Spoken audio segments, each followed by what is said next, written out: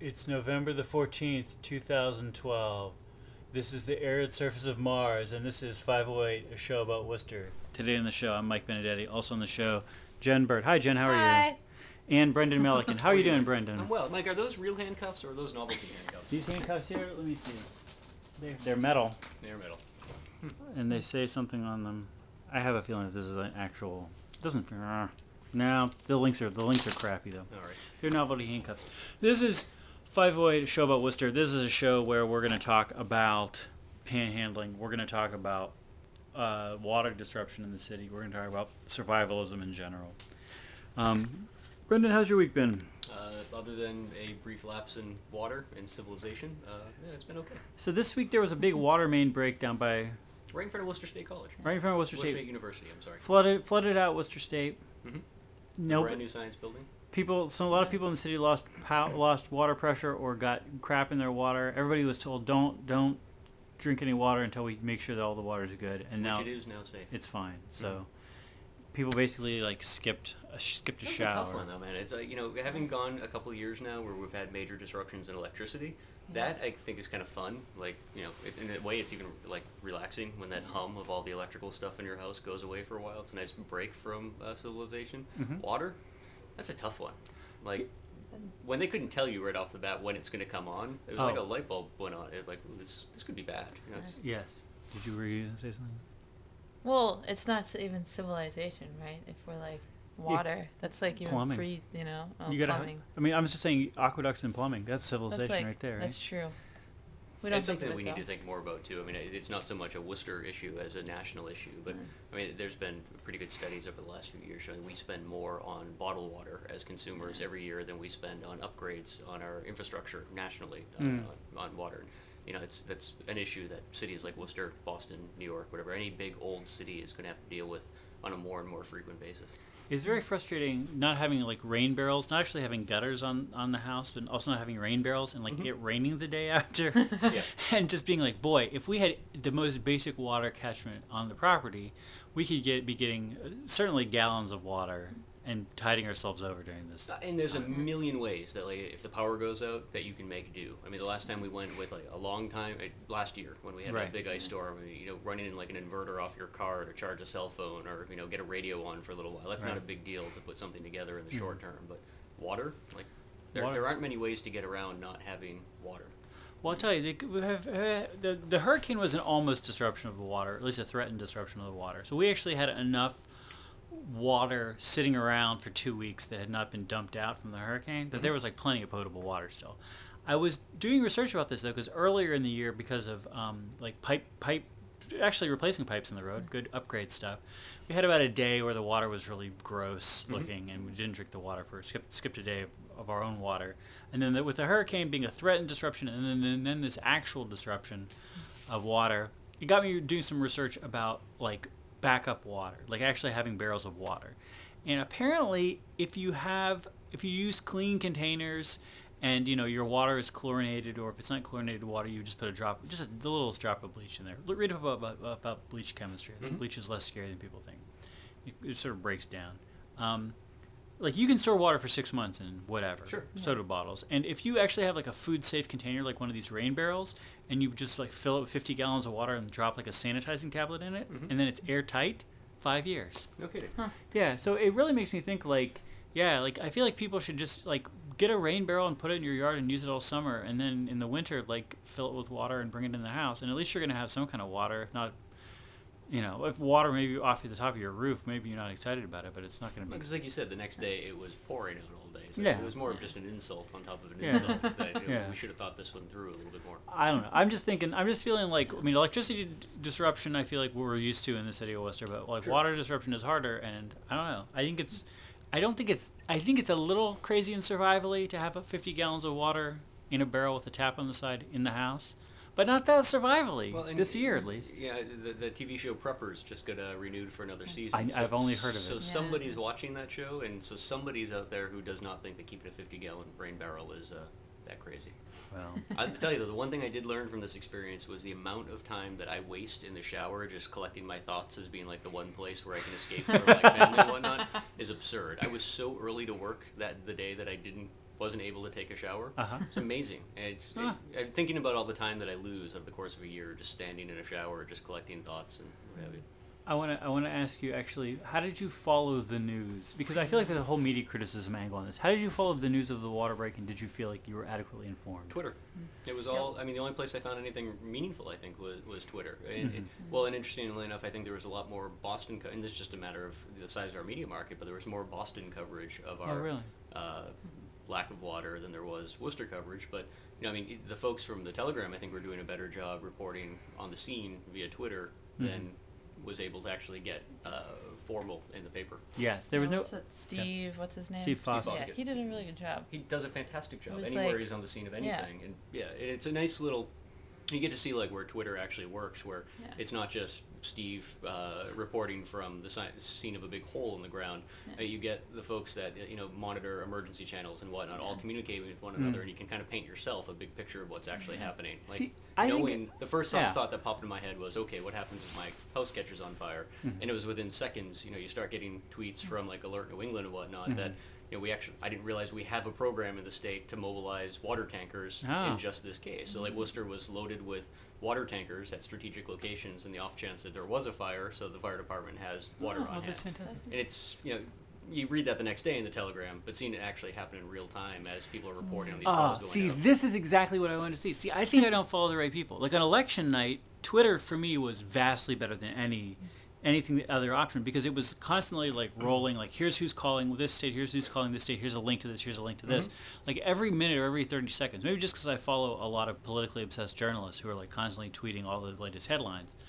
But for this thing, I felt like I would hear like, okay, it's going to be repaired maybe at 8 in the morning, and then 6 hours later I'm like, what's the update? And there's no update. I really wish that this was a situation where the city or the Telegram especially would like just make a web page and be like, this is where the updates are going to be, or alternatively, if there was somebody at the Telegram who would become like the obsessed Andy Carvin style Twitterer of all disaster news, like whoever's staying up all night. And like you said, it seems like you were following the right cross section of people that happened for you. It didn't happen for me.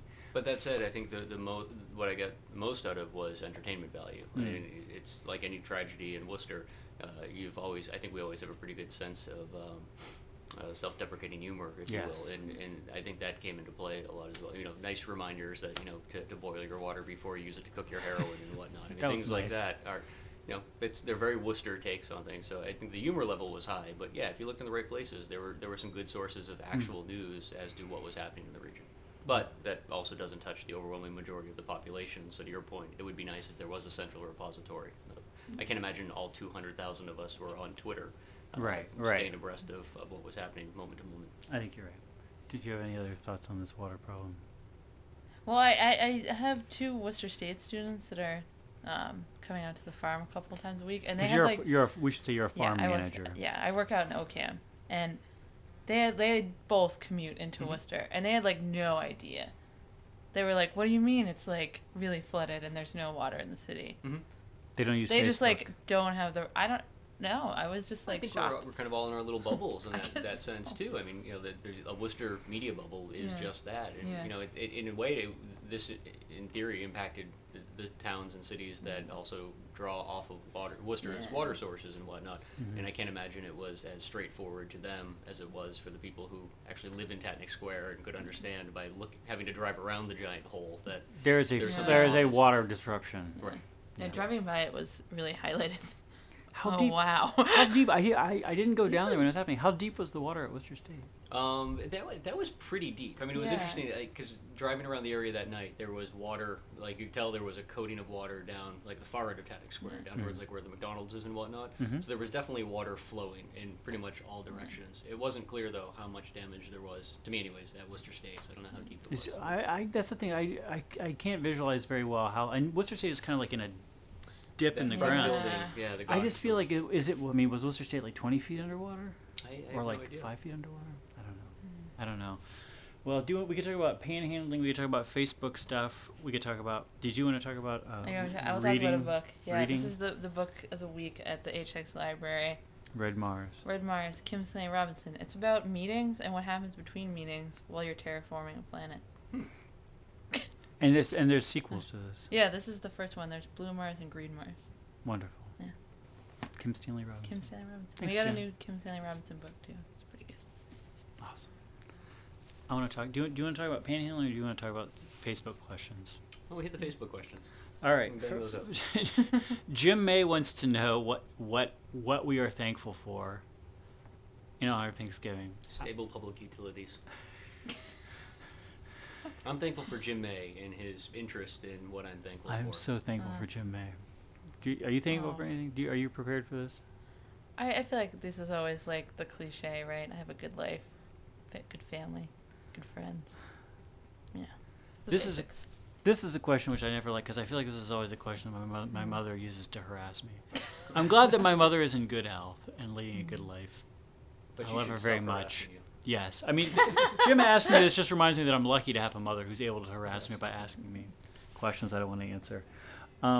We got, Hannah Kerman points out that the Habitat for Humanity Restore is like still an awesome thing you should check out. They're having a big event in December. People could Google and find out more about. You ever been down to the Restore? I haven't. The Restore is great. Yeah. I feel like anybody who's a home. You ever go down to the I Restore? have not. Oh, see, I know. feel like anybody who's a homeowner owes it to themselves. This is on, like, What is? Gold Star Boulevard, not Gold Star Boulevard, Park Avenue, Grove Street. What the heck No, is it's it on called? Gold Star Boulevard. It's on Gold Yeah, Star. Gold Star, Gold Star. almost like right before you get to like Home Depot. It's over So by if you need where- to go to Home where Sh- Depot and pick up something to fix your house, You should go You to the could- Restore. you could It's like over by Scharfman's, right? But on the backside. Somewhere around in Yeah. there. Yeah. It's like down. You should look this up. It's called Restore. Habitat for Humanity Restore. It's like people donate stuff to the Habitat for Humanity. You know Habitat for Humanity, great nonprofit. They make houses. People donate stuff and then they sell it Goodwill style. But it's the kind of place where you're gonna go in and they're gonna have just like whatever, a bunch of sheets of plywood or like. Really? I got like a old toaster. I need a used toaster. I got like some pieces, some fabric squares that I turned into floor mats. I need a bunch of plywood. A bunch of light bulbs. I'm trying to remember what the heck else we bought out there. Some kind of paint scraper things. Huh. Like, but I mean, part of it's just sort of like whatever they happen to have, which is why, I mean, actually, some of my old housemates bought like an entire kitchen, like some sort of like $10,000 custom German kitchen, which they bought for $2,000, I think, because it was at the Restore, perfect condition, had barely been used, and then some extremely person who would do something like this buys a house with this amazing custom kitchen and says, we're taking it out because this doesn't really work for me. Anyways, I think anybody who owns a house owes it to themselves to visit the Restore every 6 months, every 4 months, and just look around and be like, I was thinking about buying that kind of a screwdriver, and here it is for 1 cent. Super good discounts on stuff. So there you go, Hannah. That's my sincere they're having pitch. a craft fair though. They're having December 15th. How do you know this? Because I was on the go list and I make crafts. That's what I do in the winter at my farm. You want to talk about what I do in the winter at my farm? Yes. I hang out in the wood shop and make like birdhouses and Adirondack chairs. Our new thing is crayon holders. So What? we're making Where crayon do you holders. put your crayons? I don't even have any crayons. Well, That's no, you'll Now not get a you- now you crayon always holder. put Your them. kid can put the crayons in. Oh, They're okay. shaped like farm animals, maybe some tractors. Oh, no way. Yeah. Are they painted? We are gonna paint them. We're gonna just linseed oil, but Kids could paint them. kid can paint them. Maybe we'll go to this craft fair. We'll start at the station. Awesome. Yeah. So this is what's going on at your This farm is what in you the do winter. in the winter, and Just like feed animals. Working on crafts. Yeah. Eating canned food. Eating jarred food, whatever Right. you call it. I always, anyway, awesome. Yeah, on Facebook. The other thing we have on Facebook is the main thing that Brendan wanted to talk about in today's show, Hint, hint. which is home electrical generators. Okay. What is the deal with them? Recommendations, thoughts? I don't know. I like what. Go If ahead. you are a homeowner and you feel you have a need for a generator, which in Worcester seems to be at least once a year now. Yes. My recommendation: if you have natural gas, you can buy now at like Home Depot. They're kind of pricey, anywhere from like $1,500 to around $5,000. They're natural gas fed generators that come on automatically as soon as you have a power outage. Mm-hmm. And so they take in natural gas, they burn the natural gas to, instead of using diesel fuel or gasoline, you're creating electricity from the natural gas. And since natural gas doesn't stop during a power outage, it just automatically turns on, and Mm-hmm. it has like a battery that's constantly trickle charging and then decharging and whatnot. But as soon as the power goes out, natural gas fires this thing up, and you don't lose anything. Your lights are on, your internet's on, Holy cow. refrigerator stays fed. Does this will power your whole house? Whole house, depending on the size that you get. They have smaller ones that are really designed for just the essentials, but you can get larger ones. You won't even notice any disruption in the power of your house. So you'll be that one family in the neighborhood that while everyone else is out there trying to pull cords on their crazy old school gas generators. No, that won't be you. They'll just be inside, toasty warm, watching TV. I love this idea. Yeah. This is one of these things where I wish we had like neighborhood grids or microgrids or smart grids or whatever, so that whenever you had this, you could also potentially trickle. I mean, you could give the essentials to your neighbors as well. And it kind of makes sense at this point too, because if you look at the cost of natural gas, I mean, it's absurdly low, probably the lowest it's been in recent memory. So you're not looking at a huge bump in utility fees from using it in the short term. But I mean, the other option, of course, is the gasoline generators that people have, but they're loud, they're annoying, and they're somewhat fickle, and what you can run off them is somewhat limited. They're like cheaper, more portable. This natural gas thing is something you install in your yard, like and they come out of the air conditioners. Or it actually looks exactly like an outdoor central air conditioning unit. So it's not the prettiest thing in the world, but it's also not something you have to be moving around. It's permanently affixed to your house, and probably increase your resale value as well too. Do you have any thoughts on this? We have one at the Dismas Family Farm. Yeah. So do you really? Yeah, I think it's similar. I don't know exactly what Brendan's talking about, but they we have them one. work of like propane. Yeah, and ours as is well, propane, not natural gas. But Okay. yeah, it's great But because we have all sorts of things like whole chest freezers full of meat and things, and if the power goes out, you gotta keep 11 this, people that live there, and we don't want animals that need water, and you want to pump the water out, and And most of Worcester has natural gas, so it's Is there a cheap alternative? What's that? Is there a cheap alternative? For generators? Yeah. I don't. That's what I mean. Something that's like less good, but that's because these things. I feel like this is an expensive thing having this installed. I mean, again, if you're a homeowner, if you're a homeowner and like you want to increase the resale value of the home, like obviously people are gonna be like, oh, this is awesome that you got this generator. But if you're a renter, this does nothing for you. Right. Unless you can pitch to your landlord that it might be a worthwhile investment, which it probably is. I mean that's probably the sort of thing you could sell to a potential. Assuming renter. the landlord wasn't super cash poor. Yeah, no, exactly. I mean, it's not a perfect solution, but I think to your actual question, I don't think there are any easy solutions to energy, which is part of the problem, right? I mean, you could throw up solar panels and whatnot. That's not inexpensive. Turbines are not inexpensive. There really isn't a good way to power a house without some degree of cost. Well, as Councilor Palpatine said this week at City Council about the panhandling problem, there are no simple answers to the problem of panhandling, or I guess the problem of home power generation. I want to talk about panhandling real quick. I intentionally left this at the end of the show to give myself minimal ranting time. Can we try and keep it to simple answers? We can try to keep it to something simple. Yes. Maybe just stupid answers. So Worcester, whatever it was, 5 years ago. Shame. Worcester 5 years ago decided that panhandling was a problem. Panhandling in this case meaning holding a sign on a street corner asking motorists driving by for $1, which is not what a lot of people think of panhandling is. That this was a problem, and they decided that the way to go about dealing with this problem was to put out billboards and signs telling people don't give money to panhandlers, do something else constructive with your money. As the city manager said in a letter to the city council that he wrote last month, this is not effective and makes the city look insensitive and kind of like a bunch of jerks. So the second attempt at dealing with this was something which happened over the summer. This first thing, by the way, did not work. They tried it for a year and a half. Nothing happened. They finally took the signs down. Over this summer, the city council decided again that panhandling was now a crucial problem. It needed hours and hours of public meetings to try to deal with. And they said, the city manager said, how about we have a social worker go out there and talk to the panhandlers? And he'll give us some statistics back about what's going on. And it's actually interesting reading the statistics that they got back. It was about little shy of 40 panhandlers that he talked to. 3/4 of them have had some kind of homelessness issue currently or in the past. Half of them have a mental illness problem. Maybe not 3/4 homeless. I wish I had the paper with me. 3/4 of them substance abuse problems. Half of them mental illness, and a substantial number have been homeless or currently homeless. Some of them got referred to services by the social worker. But the city council is not satisfied that this has dealt with the panhandling problem because it doesn't seem to have knocked the numbers down any more than the weather itself would have. So the third attempt now has come up finally before the city council this week. The third attempt involves actually banning some forms of panhandling. panhandling on a traffic island, or actually anybody on a traffic island can be asked to move by the police, and if they don't move, will be fined. Various kinds of aggressive panhandling, harassing people, knocking on their windows, wandering down the street after them, you can't do also. It seems to me like this would already be illegal.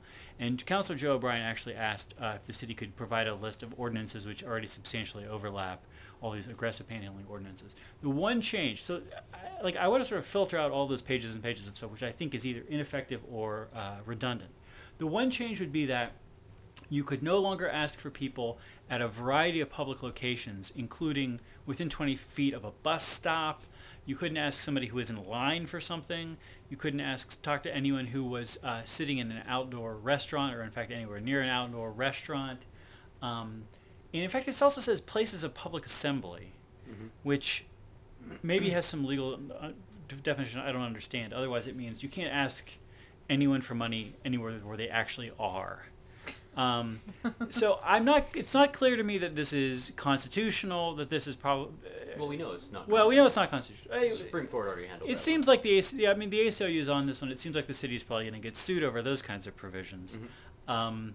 It's not clear that keeping people from panhandling near bus stops or people who are standing in line is going to affect the 99.99% of begging for money in the city, which is being done on street corners to people in cars. Nobody in the city council mentioned religion, which is insane to me, because I feel like so much of the core of this is either people's actual religious experience or the religious tradition of our country, which is that when someone needs help, you give them help. This is what God asks you to do. Jesus reveals this as God's plan for your life. You know, whenever you get up to heaven, what does he say? You know, Jesus is going to be there, and he's going to say, "When I was hungry, did you give me food? When I was thirsty, did you give me something to drink?" So there's to me this is like the big thing. Which is not to say that people necessarily should give money to panhandlers, because a lot of panhandlers are going to do something dumb with your money that's not going to really be giving them food or drink. It's going to be giving them heroin or alcohol. And also that obviously this should be a choice that you have. But I feel like I don't like the idea of continuing to try to limit. I don't like the idea of limiting the choices that people have for communicating with other people, making connections in the city, despite the fact that there's an opportunity for abuse. I don't want to get too kitchen sinky here. It does seem like anything that's new and innovative in this is going to be found unconstitutional. This does seem substantially similar to an aggressive panhandling ordinance that Springfield tried, which the police chief of Springfield has gone on the record as apparently saying that the number of panhandlers has only gone up in Springfield since this happened. It just seems like a crazy thing. So I feel like if you're against panhandling, you got to be against this, because you got to say, City Council, this is a serious problem. This is not a serious answer. This is just a bunch of nonsense. Luckily, they're sending it to some subcommittees. You could stand up in front of them and say, "I hate panhandlers more than anything. This is not going to deal with panhandlers. Get your act together." Are you asking me to say this is nonsense? I got one more thing to say. I'm pretending that I'm not ranting for like 10 minutes straight. Okay. Sure, no. This is ventriloquism. The other thing is, of course, it was very interesting that so there's a lot of kids who are involved with school programs, and the fire department and other people raise money in the city. Social services groups raise money in the city, doing a similar like group begging on a street corner. Which, again, this is a weird Worcesterism. It's called a tag day. Why is it called a tag day? A non-Worcester like me has no idea. The city solicitor actually this week wrote a letter, memo to the city council and the city manager saying, those are also anything that's going to ban panhandling is going to ban this. Like, we can ban aggressive panhandling, but we can't just say you can ask money for these circumstances but not these other circumstances. It would also seem to ban panhandling by proxy, also known as the Salvation Army. I don't know. Well, that's the question. Like, it would definitely be. They're begging for money in places where people are as well, right? I mean, like assembling and in line. All the places that you mentioned are places where you typically see. This is the thing. If you and I are hanging out on the patio of the dive bar, or if you and I are hanging out at any public place, and I'm like, "Hey, Brandon, like let's get some hot dogs." Okay, hey Mike, can you like loan me some money so we can buy hot dogs? Violated it's like ordinance. No violation, well, illegal, if I'm walking crime. down Green Street, can I bum a cigarette off somebody? No, money? No. I think No. it's material. It's material items. So really, what we're talking about is just an ordinance to satisfy people who are terrified of other human beings. Like when you we're not, because it's not going to satisfy them, because it's not going to do anything. Won't do anything. This is the fundamental thing. This is the fundamental argument. We can talk about why this is unchristian and un-American and against freedom and against civilization, and saying that people should not be able to communicate in public places, and this is just another place where people are criminalizing this. We can make all this kind of whatever arguments we want to make about why this is bad. Those arguments are irrelevant. because it is sure, I'm sure it'll bring plenty of bad consequences. No good consequences will come of it. That's the problem. That's the problem. It won't work.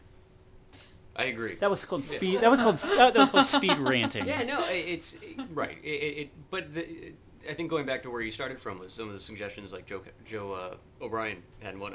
There obviously are not just local ordinances, but state laws that, like, if you have somebody meandering about the street, that's called jaywalking, and as far as the MGL is concerned. The problem, though, is that for jaywalking, you only have a fine of $1. I know. I love that so it's almost unenforceable, right? I mean, like, what you're going to go to the panhandling guy and demand 4 quarters from his Dunkin' Donuts cup because he's walking up and down the street? It's just an obvious waste of police time and resources to be getting involved in such things. Panhandlers are arrested occasionally in Worcester, though. We've seen it happen, recently.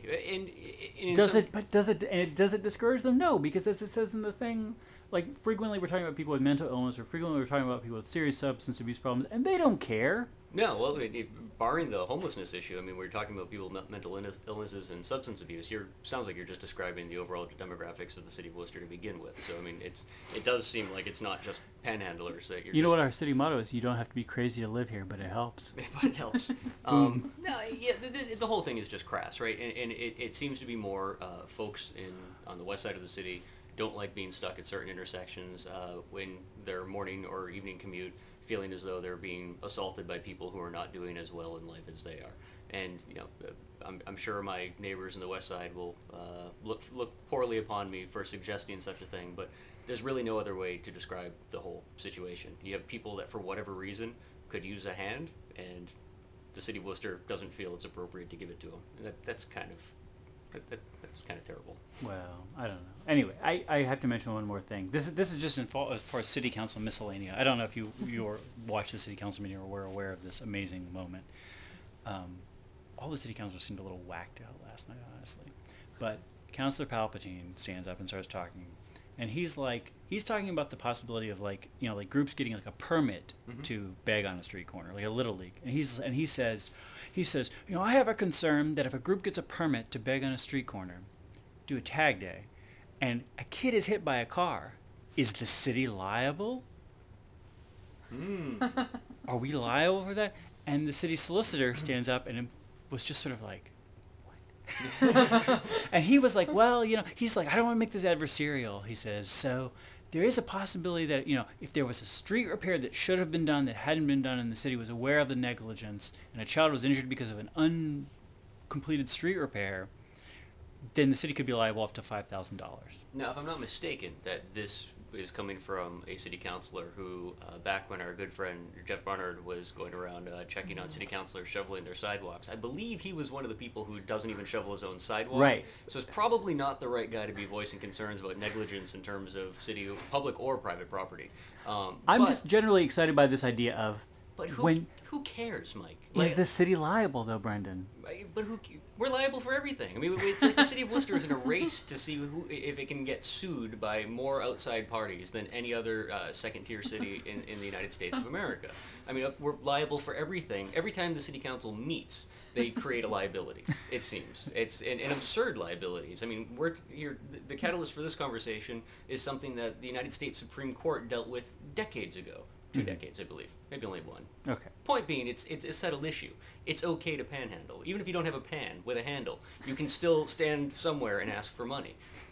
That's okay. It's in the First Amendment. Panhandling is not a crime. Well, I don't think it's black and white. I don't know that it was actually penned that way, but I think it was inferred that it is okay to go up to your fellow man and say, "Hey, pal, can you spare some change?" Once I built a railroad, I'll just sing this in the background. And that's, I mean, as a regular commuter in and out of the city who travels through a lot of these intersections that people seem concerned with, it just blows me away that you know, people actually find this to be a nuisance. You know, I can't imagine how little you have to have going on in your life where a guy standing on a street corner with a sign is the thing that's going to ruin your entire day. Worcester is full of irritable people and irritating people, some of us both. Today, I'm Mike Benedetti, Brendan Melican, Jen Barrett, the silent Shane Capra. This has been 508. I hope you enjoyed it. pieandcoffee@gmail.com is our email. Talk to you later.